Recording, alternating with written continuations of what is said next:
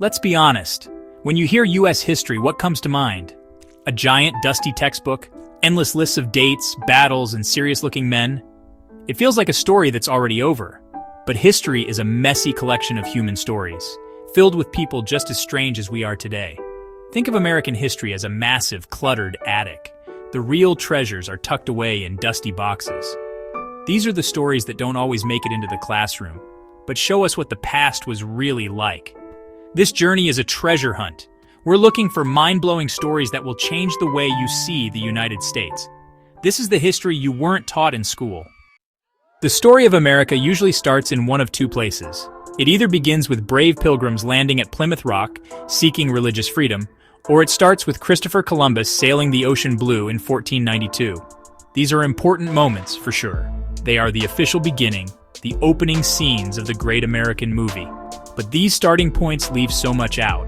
They skip over thousands of years of history that were already here. They ignore the complex civilizations that rose and fell on this land long before any European ships appeared on the horizon. It's like starting a book on chapter 3 and pretending the first 2 chapters don't exist. We're going to start our story differently. We will begin long before the colonies, in a time of towering cities built from earth and sprawling networks of trade that crossed the continent. We will look at the genius of the first Americans, not as a short prelude to the main event, but as a foundational part of the American story itself. Then, as we move forward through time, we'll continue to look for the unexpected. We will find the strange details hidden within the famous events. We'll ask questions that the textbooks don't. Why did 1/3 of the Continental Army desert during the Revolution? What really happened to the massive fortune of a famous pirate? Our path will be chronological, but our focus will be on the astonishing. We will travel from the ancient world to the modern day, but we won't just hit the main tourist spots of history. We'll take the side roads. We'll visit the odd detours. We will meet the con artists, the rebels, the forgotten geniuses, and the everyday people who found themselves in the middle of extraordinary moments. This is not a story about perfect heroes and simple victories. It's a story about a nation built on bold experiments, strange accidents, and unbelievable twists of fate. It's a tale full of contradictions and surprises, which makes it all the more human. So, get ready for a new kind of history lesson. This is one where the footnotes become the main story. It's a version of the past where a US state almost went to war with Canada over a pig. It's a history where the government seriously considered creating a spy agency staffed with bats. These aren't just random, disconnected facts. They are pieces of a larger, more intricate puzzle. Each one tells us something unique about the American character, our ambition, our creativity, our incredible capacity for weirdness, and our constant struggle to figure out who we are. The real story of America is wilder than you think. Let's begin. Long before Europeans crossed the Atlantic, a massive city, larger than London at the time, stood in North America. Cahokia, in modern-day Illinois, was a metropolis with pyramids made of earth. At its peak around 1100, it housed 20,000 people and was the center of Mississippian culture. This was America's first great city, almost forgotten to time. Towering over the city were over 120 mounds. The largest, Monk's Mound, is taller than a 10-story building. The city was also a major astronomical observatory, using wood henges to track the seasons. By 1350, Cahokia was abandoned, one of history's greatest mysteries, leaving only silent mounds. When American students learn about the U.S. Constitution, they hear about influences from ancient Greece, Rome, and European thinkers like John Locke. But there was another, much closer source of inspiration that often gets left out of the story: the Haudenosaunee Confederacy, also known as the Iroquois League. Their founding constitution was called the Great Law of Peace, and it contained ideas that would seem very familiar to the American founding fathers. The Great Law of Peace established a council of chiefs who represented the different nations. It created a system of checks and balances, guaranteed freedom of speech and religion, and laid out clear procedures for making decisions. Benjamin Franklin, in particular, was very impressed with the Haudenosaunee. In 1754, as he was trying to convince the bickering American colonies to unite, he pointed to the Haudenosaunee as a model. While the U.S. Constitution is a unique document, the ideas of the Great Law of Peace were in the air. Every American kid knows the spooky story of the lost colony of Roanoke. In 1587, over 100 English settlers established a colony. Governor John White sailed back to England for supplies, but when he returned, the settlement was empty. The only clue was the word Croatoan carved into a post. This mystery has fascinated people for centuries. The carving suggests they may have moved to live with the Croatoan people. This is the most likely theory. Researchers discovered a fort symbol on a map drawn by John White, suggesting a plan to move the colony. The mystery of Roanoke is a story about survival and difficult choices. When we think of the first permanent English settlement in America, we often picture the story of Jamestown, Pocahontas, and John Smith. It's a tale that has been romanticized by movies and books, but the reality of Jamestown was far grimmer and, honestly, more terrifying than the Disney version. The colony, founded in 1607, was a disaster from the start. The settlers were mostly gentlemen who didn't know how to farm, hunt, or build proper shelters. They chose a swampy, mosquito-infested location that was terrible for agriculture and prone to disease. Within months, people started dying in droves from starvation, sickness, and conflicts with the local Powhatan tribes. Things came to a horrifying peak during the winter of 1609 to 1610, a period that became known as the Starving Time. A new shipload of colonists had arrived, but their flagship, carrying most of the supplies and leaders, was shipwrecked in Bermuda. The population of Jamestown swelled to around 500 people, just as the Powhatan, tired of the settlers stealing their corn, laid siege to the fort. Trapped inside with no food, the colonists grew desperate. They ate anything they could find. They boiled their leather shoes and belts for sustenance. They ate dogs, cats, rats, and snakes. Once all the animals were gone, they started looking at each other. This is where the story takes a truly dark turn. For centuries, there were written accounts from survivors, like the colony's leader George Percy, who described the horrors of the Starving Time. He wrote that the colonists dug up fresh graves to eat the corpses. One man was executed after he confessed to killing his pregnant wife, salting her flesh and eating her. These stories were so shocking that for a long time, historians wondered if they were just exaggerations designed to make the colony's early struggles seem more dramatic. It seemed too awful to be true. Was it just a spooky story, or did it really happen? In 2012, archaeologists excavating a trash pit in the original Jamestown fort found the answer. They uncovered the partial skeleton of a 14-year-old girl. Her skull and shin bone showed clear, unmistakable evidence of butchery. There were tentative cuts on her forehead and a series of deep, forceful chops to the back of her head, made to open the skull. There were also marks on her jaw showing that her tongue and facial tissue had been removed. The science confirmed the gruesome stories. The girl, whom archaeologists named Jane, was a victim of survival cannibalism. It's a chilling reminder that the founding of America was not a clean or heroic tale. It was a brutal struggle for survival against impossible odds, a story written in desperation and bone. The Salem witch trials are one of the most infamous episodes in American history. We all know the basic story. A group of young women accused their neighbors of being witches, sparking mass hysteria. But the panic wasn't just about religion. It was also fueled by King William's War, a frontier war against the French and their Native American allies. Refugees flooding into Salem brought terrifying stories. This constant fear created a pressure cooker. To the Puritans, it was a sign that Satan was using the natives to wage war against God's chosen people. The accusations gave them a tangible enemy they could fight within their own community. The Salem witch trials were the tragic result of a community consumed by fear and trauma. We picture brave soldiers and victories, but a quieter war was fought in the shadows. Masterminded by George Washington, the Culper spy ring, a small group of civilian spies in New York, gathered crucial information. They used codes, invisible ink, and secret signals. Their intelligence uncovered a British plan to counterfeit American money, and more importantly, exposed Benedict Arnold's betrayal. The story of these ordinary citizens risking everything shows that sometimes the quietest actions can be the most revolutionary. George Washington is often presented as a mythic figure, but he was also a human being, a businessman and a landlord. While serving as the first president, Washington faced a surprisingly modern legal battle. He was sued by his tenants.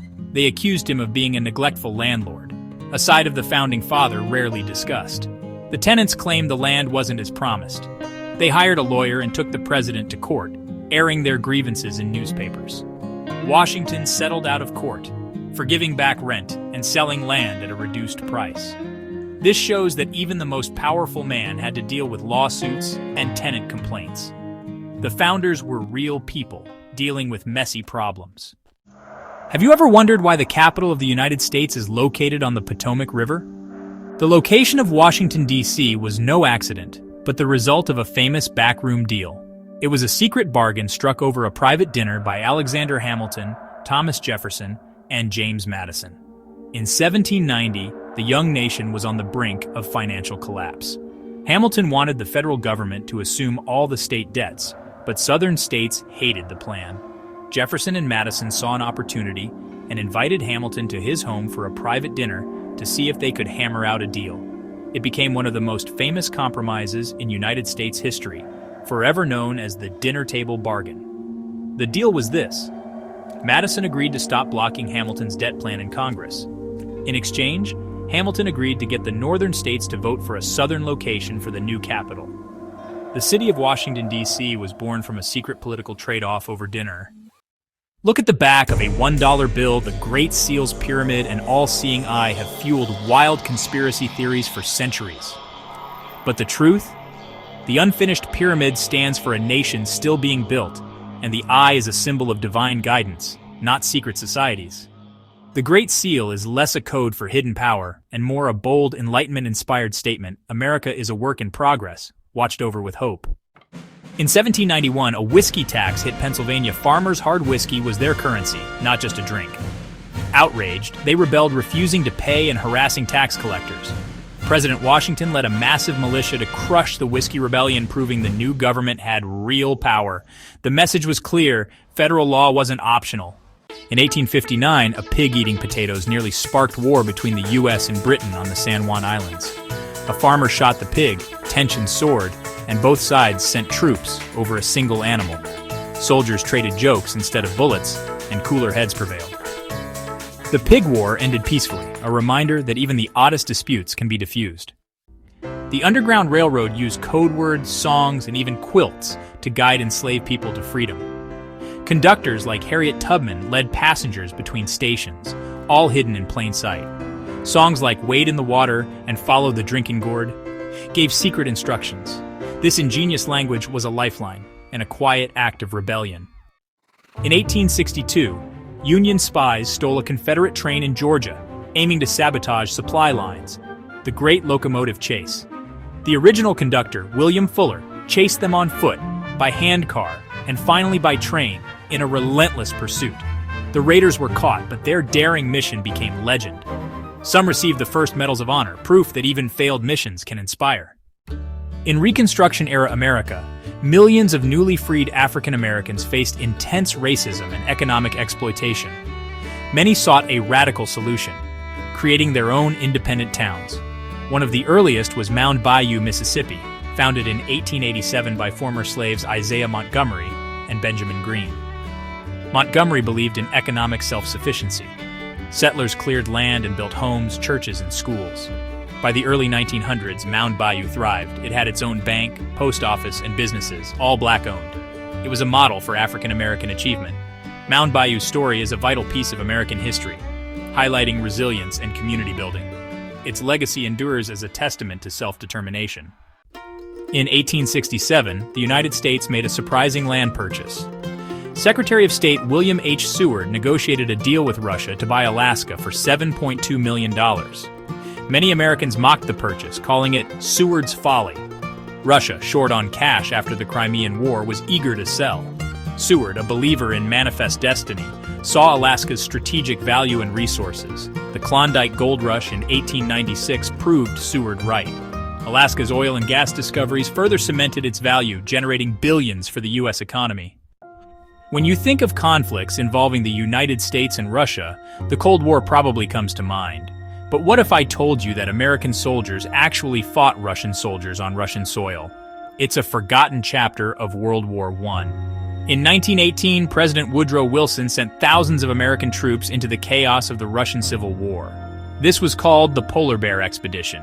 The official reason was to protect Allied supplies. They decided to support the anti-communist forces in their fight against Lenin's Red Army. They were shipped to the frozen landscape of northern Russia. The polar bear expedition was a disaster. The intervention created deep and lasting distrust between the Soviet Union and the United States, fighting a war that history chose to forget. In the summer of 1932, America was in the Great Depression. World War I veterans, promised a bonus, demanded early payment. Tens of thousands traveled to Washington, D.C., forming the Bonus Army. They set up sprawling shanty towns. They were a peaceful, patriotic army. President Hoover saw them as a threat. When the Senate rejected the bonus bill, tensions escalated. Hoover ordered the U.S. Army to evict the veterans. The Army used tear gas and set fire to their camp. The attack shocked the nation and hurt Hoover's presidency. During World War II, one of the Allied forces' most unusual weapons was an army that didn't actually fight, the Ghost Army. They used illusion and trickery to create phantom divisions, deceiving the German army. Their main weapon was the inflatable tank. They had hundreds of rubber replicas of tanks, artillery, and airplanes. The Ghost Army also fooled the enemy's ears. They blasted sounds of rumbling tanks and marching soldiers. They'd send fake radio messages, knowing German intelligence would be listening. Their deception saved thousands of lives. Their story was kept secret for years. In the fall of 1927, a massive storm system stalled over New England, dumping a catastrophic amount of rain. The state of Vermont was hit the hardest. Rivers and streams swelled into raging torrents, bursting their banks and washing away everything in their path. Bridges, roads, railways, and entire homes were destroyed. It was the worst natural disaster in Vermont's history. 84 people lost their lives, and the state's infrastructure was utterly devastated. In this moment of crisis, Vermonters looked to the federal government for help. They looked specifically to one man, the President of the United States, Calvin Coolidge. And here is where the story gets, well, a little strange. Calvin Coolidge was a Vermonter himself. Known as Silent Cal for his quiet and reserved nature, Coolidge had been born and raised in the small Vermont town of Plymouth Notch. He embodied the traditional Vermont values of self-reliance, thrift, and stoicism. When the floodwaters ravaged his home state, everyone expected him to rush to its aid. They expected a presidential visit, a tour of the damage, and a promise of federal funds to help rebuild. It seemed like a political no-brainer, a president helping his own people in their darkest hour. But Coolidge did something that baffled and angered many. He stayed in Washington. He never visited Vermont to survey the damage. The reason for his inaction was rooted deeply in his political philosophy and his personal character.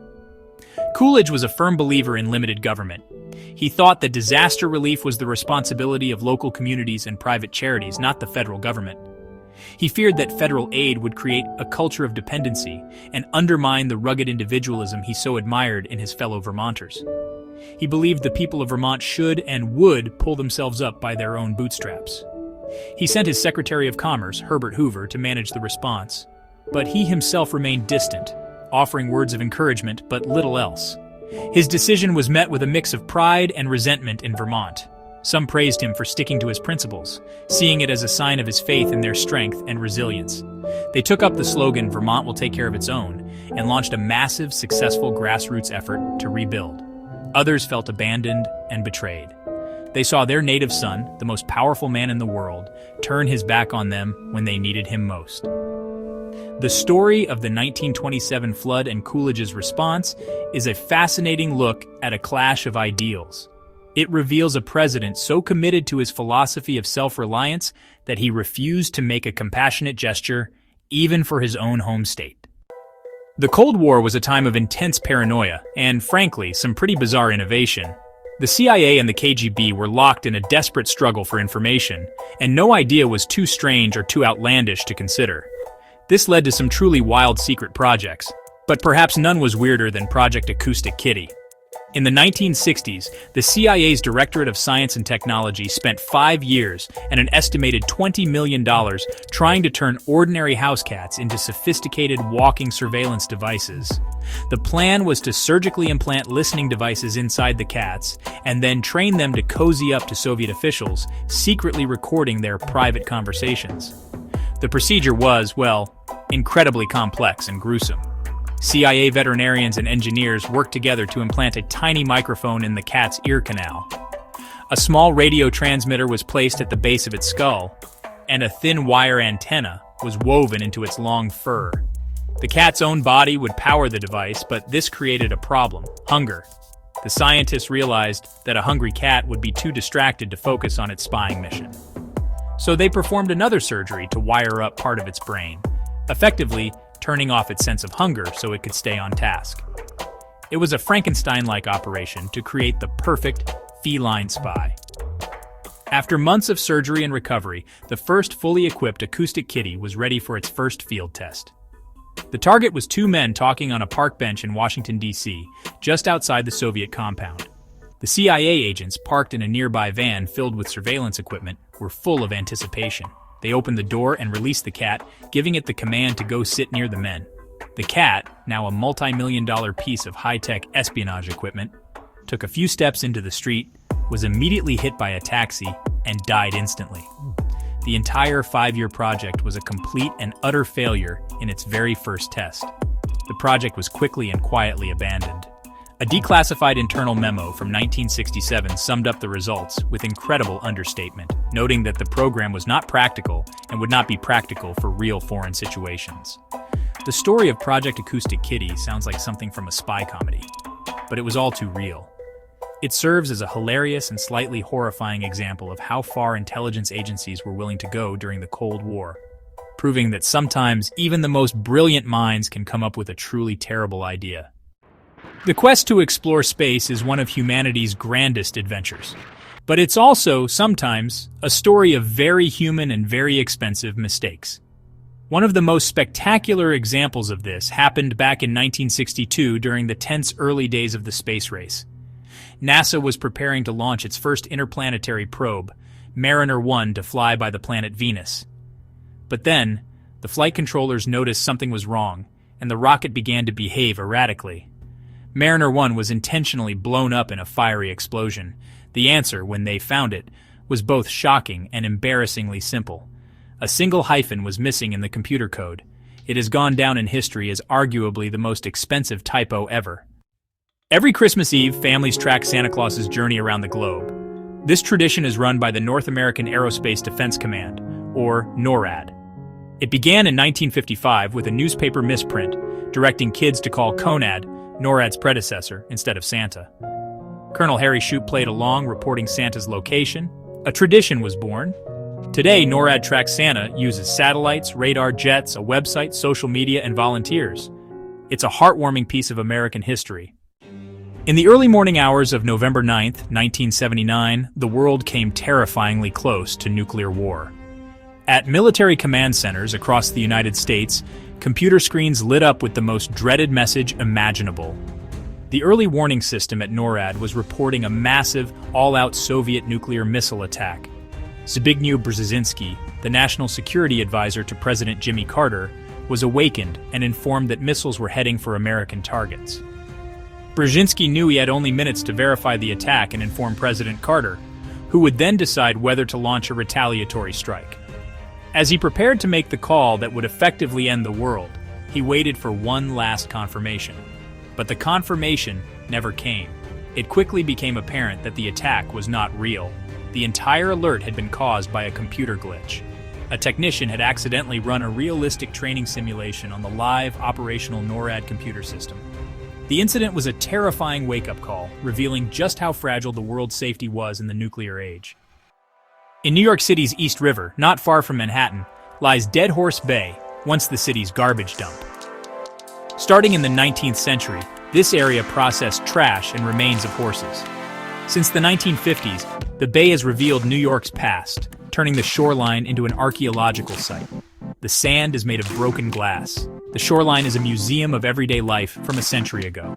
The bay earned the nickname the Island of Misfit Toys because of the doll parts.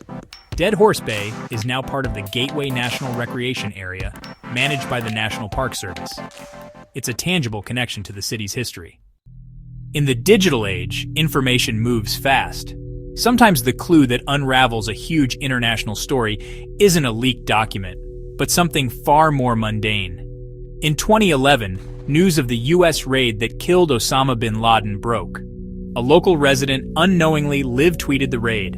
Another analyst dug deeper, finding online reviews for local pizza parlors. One review mentioned large pizza orders from a compound with few residents. Why would a fortified compound order so many pizzas?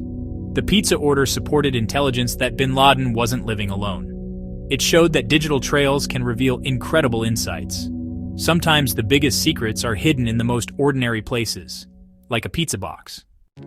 We have traveled through the strange back alleys of American history. The story of the United States is not a straight, clean line, but a chaotic and endlessly surprising narrative.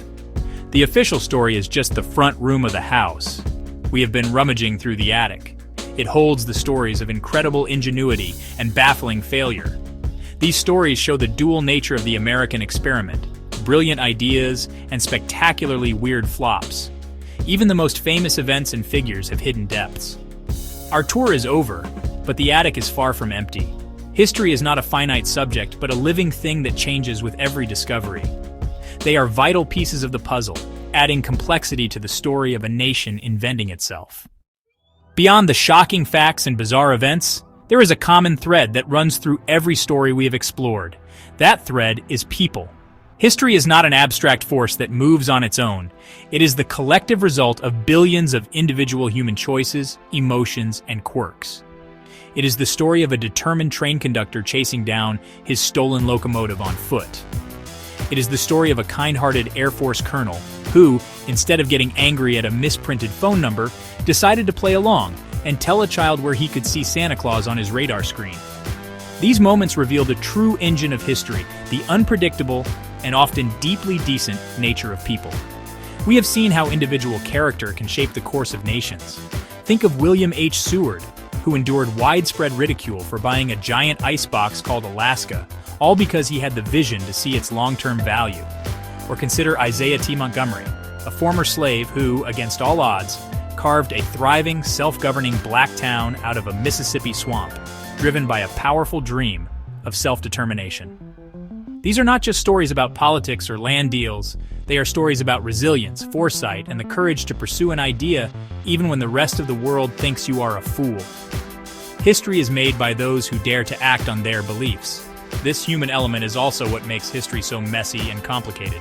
The same General Douglas MacArthur, who would become a celebrated hero of World War II, was also the man who led a tear gas-fueled charge against his own country's veterans during the Bonus Army protest. The same founding fathers who wrote eloquently about liberty and freedom in the Constitution also struck a backroom deal over dinner to decide the nation's future. People are complicated. They are capable of both incredible nobility and stunning hypocrisy, often at the same time. Understanding this contradiction is essential to understanding our past in an honest and meaningful way. Ultimately, this is why these stories matter. They connect us to the people who came before us. They remind us that the figures in history books were not just names on a page.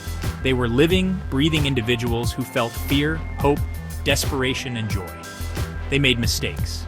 They had strange pets. They worried about their reputations. They tried and failed, and sometimes, against all expectations, they succeeded. Learning about the survival cannibalism at Jamestown or the near start of World War III because of a computer glitch makes the past feel tangible and real. It bridges the gap across time and makes their story, in some small way, our own. This journey through the hidden corners of U.S. history was never meant to be a complete tour. It was only meant to be a starting point, a key to unlock the door to that vast and cluttered attic. The goal was not just to share some mind-blowing stories, but to spark a sense of curiosity. It was an invitation to question the simple narratives, to look beyond the headlines of the history textbook, and to start digging for yourself. The world is full of incredible stories, hidden in plain sight, waiting for someone with a curious mind to come along and uncover them. Now, it's your turn to be the historian, the detective, the explorer. You don't need a fancy degree or access to secret archives to start. You can begin right where you are. Look into the history of your own town. What is the story behind your street's name? What forgotten event happened in the park down the road? Visit your local library or historical society and ask what strange tales are hiding in their collections. Or like the analyst who discovered the pizza orders in Abbottabad, you can use the power of the internet to follow your curiosity down a rabbit hole. Every family has its own lost colony stories, its own whiskey rebellion legends. The past is all around you, not just in Washington, D.C. or at famous battlefields. The act of exploring history is more important now than ever.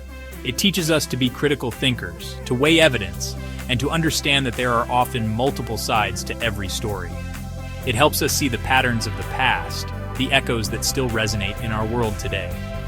When we learn about the bonus army, we can better understand modern protests. When we learn about the fear that fueled the Salem witch trials, we can recognize the dangers of mass hysteria in our own time. History is not just about understanding the past.